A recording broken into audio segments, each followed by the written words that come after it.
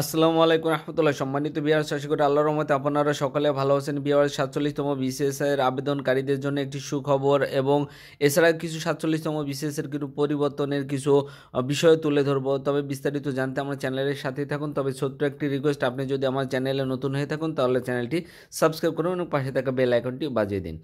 বাংলাদেশ সরকারি কর্ম commission PSC 47তম BCS পরীক্ষার আবেদনের সময়সীমা বাড়িয়েছে। আগের নির্ধারিত সময় ছিল 30শে জানুয়ারি পর্যন্ত, তবে এর নতুন সময়সীমা 27শে ফেব্রুয়ারি পর্যন্ত নির্ধারণ করা হয়েছে। বিজ্ঞপ্তিতে বলা হয়েছে 47তম বিসিএস পরীক্ষার অনলাইনে আবেদন জমা দেওয়ার সময়সীমা 30শে জানুয়ারি রাত 11:59 পরিবর্তে 27শে ফেব্রুয়ারি রাত 11:59 পর্যন্ত থাকবে। আবেদনকারীরা শুধুমাত্র ইউজার আইডি প্রাপ্ত প্রার্থীরা এই সময়সীমার পরবর্তী 72 ঘন্টার মধ্যে এসএমএস-এর মাধ্যমে ফি জমা দিতে পারবেন। নির্ধারিত তারিখ এবং সময়ের পর কোনো আবেদন গ্রহণ করা হবে না। এছাড়া 47তম বিসিএস পরীক্ষার বিজ্ঞপ্তির একটি অংশ সংশোধন করা হয়েছে। এতে বলা হয়েছে, যদি কোনো প্রার্থী এমন কোনো পরীক্ষায় অবতীর্ণ হয়ে থাকেন যে পরীক্ষার ফলাফল প্রকাশের আগে তিনি 47তম বিসিএস পরীক্ষায় অংশগ্রহণের যোগ্যতা অর্জন করবেন, তবে ওই প্রার্থী সাময়িকভাবে আবেদন করতে পারবেন।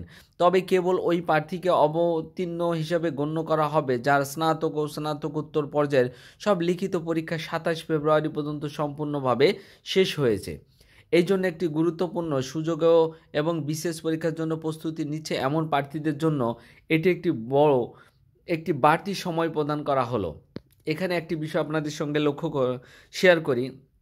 47তম বিসিএসের এখানে যে সংশোধনটা করা হয়েছে, এতে বলা হয়েছে, যদি কোনো প্রার্থী এমন কোনো পরীক্ষায় অবতীর্ণ হয়ে থাকেন যে পরীক্ষার ফলাফল প্রকাশের আগে তিনি 47তম বিসিএসের পরীক্ষায় অংশগ্রহণের যোগ্যতা অর্জন করবেন, যদি তার ফলাফলের সে কৃতকার্য হয়ে থাকে এই বিশেষ পরীক্ষা দেওয়ার আগ পর্যন্ত, যদি সে কৃতকার্য হয় তাহলে তার আবেদনটি গ্রহণযোগ্য নয়, এবং যদি কৃতকার্য না হয় তবে তার আবেদনটি গ্রহণযোগ্য।